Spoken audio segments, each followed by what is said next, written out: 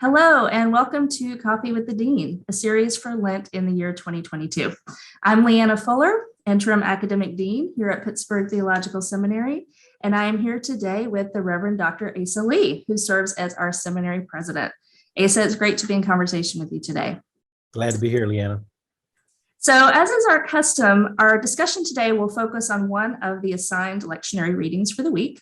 Today, we're going to be talking about Luke 15, verses 11b through 32, otherwise known as the parable of the Prodigal Son. So I'm going to go ahead and just jump right into our questions. Many pastors and other leaders are preparing to preach or teach on this passage this week. What is one theme or learning that you would recommend they give some attention to? Well, I love the 15th chapter of Luke broadly because of the three parables that are found in it around lost things, right? The so-called lost chapter of Luke. But I'll say this as one who has taught preaching in the past. The first obvious thing that many preachers overlook is that it's a parable. I've heard sermon after sermon and lesson after lesson that jumps into the relationship of the brothers, the relationship of the father to the younger son, and all that kind of stuff, without acknowledging that Jesus is employing a technique here to teach a larger lesson. And I think that to me is one of the most important aspects of the 15th chapter of Luke, and specifically of the prodigal son, is that it is not the story in and of itself that matters. That's important, but it's what the story is attempting to illustrate here, which is predicated on the first two verses, right? Now all the tax collectors and sinners were coming near to listen to him, and the Pharisees and scribes were grumbling and saying, "This fellow's welcome sinners and eats with them." And that is the prompt that Jesus enters into to tell three parables about the celebration that happens when you find lost things. And the prodigal son is sort of this comprehensive piece. Now, for me, why does Jesus take all this time and all of this energy to tell this very complex, very intricate, detailed story with these wonderfully beautiful sub-illustrations within the text? I think that's where any preacher can have a field day. But you gotta explore all of these sort of storytelling techniques within the context of a simple revelation that this is a parable designed to illustrate a particular point.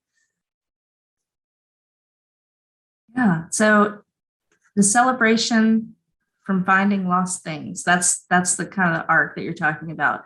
Yep. So it's interesting to think about how each little piece of that series of parables has slightly different focus. Which sort of leads us into our second question, which is the parable of the prodigal son itself and the specific things that we can focus on there, perhaps. So in this parable, in the prodigal son parable, the father is moved with compassion even before the son repents and asks for forgiveness. So from your perspective, what does this tell us about the nature of sin, repentance, and God's forgiveness? Yeah, and I wrestle with this question, and I think the answer I come out with is one that we don't like. I think okay, say more. Because well, first of all, let me back up and say that you have a lost sheep, lost coin, lost son, right? All three have not just lost things, but there's extraordinary effort to recover the lost thing, right? But here in the prodigal son, there's a couple of revelations here. One is there is no effort to find the prodigal, right? Not like the shepherd going off, leaving the 99, or the woman tearing up her house, right? No one goes after, but the story hinges on the son coming to his own self, right? And when he comes to himself, he says, "I will get up and go to my father," right? And so then where's the energy? Where's the extraordinary effort? Where's the reaching? It's not in the finding, it's in the affirming of what has already happened. And I think in many respects, this particular parable speaks to an aspect of who I think God, let me say it this way, speaks to an aspect of what Jesus thinks God is doing with us, or to be even more accurate, what Luke thinks Jesus thinks God is doing with us. And that is that there's a part of the journey in which life itself reveals and draws us closer to God. And then God affirms the revelation that we have. It is sometimes it's a shepherd coming to find us through extraordinary efforts and brings us in. Sometimes it is God turning over everything in the world to come and find us. But other times we come to a revelation through experiences, through life circumstances. I'm just thinking of all of the folks who I pastored who were in recovery, who talked about, the moment where they hit rock bottom. And it was that moment they came, they use language like I came to myself, or I woke up and I realized, or I finally understood, right? But then they go from that revelation to now being affirmed by God. And so the Father's work is not found in going and looking in all over the places. It's found in being lavish, in affirming, yes, you are my child, and I celebrate you. I think that's overlooked, and I think it is not a popular one for us in the Protestant tradition, especially because we spend a lot more time saying we got to go get folks, we got to go get folks, we got to go get folks, we need to go look for folks. When there are also people who are coming to, God is working on folks in all these other places, in pigsties and in other places, and they're brought into our churches, they're dropped into our communities. And instead of doing a litmus test about how they arrived, perhaps we ought to just simply throw a party. Yeah, the party, that's the piece at the end there that is the celebration, that is the affirmation, right? I'm really latching onto that word affirming that you used a few minutes ago. And that leads really well into our last question that I was going to ask you to reflect on. And it's a special one for me because I'm an eldest child. And I actually think that eldest children are disproportionately represented among Protestant clergy anyway, which is very interesting thing. Maybe we could talk about another time. But the affirmation piece is what it seems like the elder brother is having a really hard time with. He's having a really hard time affirming this. And so the one who stayed behind, the elder son who stayed, never left home, he's angry actually when the brother returns and there's this big celebration. And it really negatively affects his relationships with his father, his brother, and it seems like the rest of the household too. So I'm wondering if you could reflect just for a few minutes about how this piece of the story could help us understand Christian faith in the context of community and human relationships. Yeah. And I think part of the revelation about the elder brother can be surmised by, again, going back to where we started, which is this is a parable told in response to the anger of the Pharisees. Right? And so who are the elder brothers that Jesus is sort of intimating in the story, in its context? The only other people in the context that are angry at what's happening are the Pharisees. And so there's this way in which Jesus is, in classic Jesus fashion, is telling this story, signifying to the crowd that the elder brothers are right over here and they're angry about this, right? And the thing that makes me uneasy is that the story just ends with verse 32 saying, quoting the father, we had to celebrate. This is your brother. He was dead and has come back to life. He's lost and now he's been found. We never hear from the elder brother. We never get a resolution about how this conversation ends, and it can come across as simply, well, just be grateful. Yeah. And it's almost like the father has kind of left you hanging. Like, what is this? Did you see me? Did you? And I think we need to wrestle with that. I think we do, in fact, need to wrestle with that.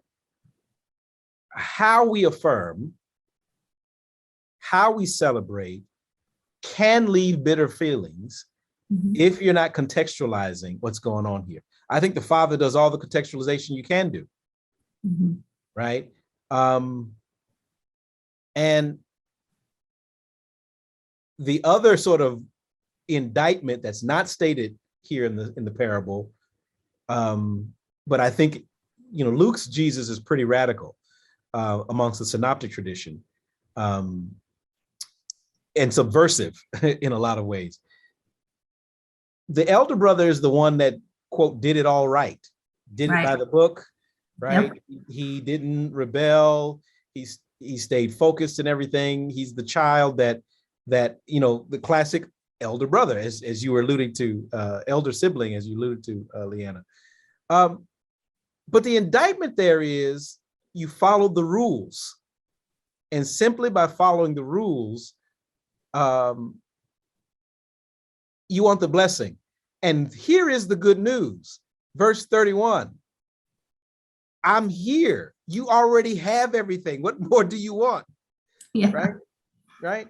And I can hear the elder sibling saying, I want a party too. Right. Right. And I think that's the opportunity. Right. The good news is that the elder brother is told, you are part of me already. Right. And we're celebrating the fact that one who was not a part of me has come back. But I think the opportunity beyond the parable is for us to recognize that we are also called to celebrate those who have played it by the book, who have not risked anything, who have just simply done what's asked of them, because that hurt, that can lead to wounds that we don't know about. The last thing I'd say is I would juxtapose this relationship of brothers with another set of brothers in Genesis who don't talk to each other, right? Who are angry, and results in horror and homicide, and so the fratricide, to be exact. But so you at least have an elder brother who is speaking his concerns and speaking to the one who he feels wronged him, right? What a shift between this relationship and the Genesis relationship here that's going on. But I think there's a lot for us to wrestle with as pastoral leaders when it comes to how we celebrate and affirm those whom God brings to our doors, who come with a recognition of who they are in God. Yeah, it does make me wonder if there's a way we could just think about trying to celebrate and affirm people as they are, whether they are, the goody two shoes who did everything right their whole life, or somebody who's strayed from the path and has come back into the fold in some way. For me, I think I hear in the elder brother a reminder about the dangers of resentment, and it also makes me reflect on what are the reasons why we're following the rules or doing what we think we should. Is it out of a sense simply of obligation or duty, or is it out of love? And sometimes I find if I'm doing things too much out of sheer obligation, that's when resentment starts to build up. If I'm feeling underappreciated or something like that. And I think the other thing that it makes me think about is, how resistant we are sometimes to other people receiving grace. We receive it gladly, I think, in our own lives when we really feel we've messed up and somebody offers us grace. But then when someone else gets it, sometimes we resent it. So that's kind of a reminder to me too about, well, if grace is something that you welcome yourself, we have to welcome it for everybody, regardless of where the starting point is, right? which kind of speaks to what you were saying before about trying to celebrate each person's journey, wherever it has led them or whatever shape it's taken. Yeah, and I think also there is a change of heart in the younger brother that is not exhibited in the older brother. Right. So this when I was reading this again, preparing for today, it struck me that the son does confess. Right, I have sinned against heaven and before you, and I'm no longer worthy to be called your son. Right, which is the radical shift from earlier, where he says, "Give me my inheritance," which is akin to saying, "I wish you were dead." That kind of thing. And the older brother, is complaining, saying, all these years I've worked for you, and you've not even given me I can't even celebrate with my friends with a goat, and you give a fatted calf here, right? And so it makes me wonder the question about what kind of dad is this? But I always am drawn back to the nuancing of all these little pieces that Jesus is planting in this story. Is really fascinating about how, what is he really trying to illustrate here, and who's who, right?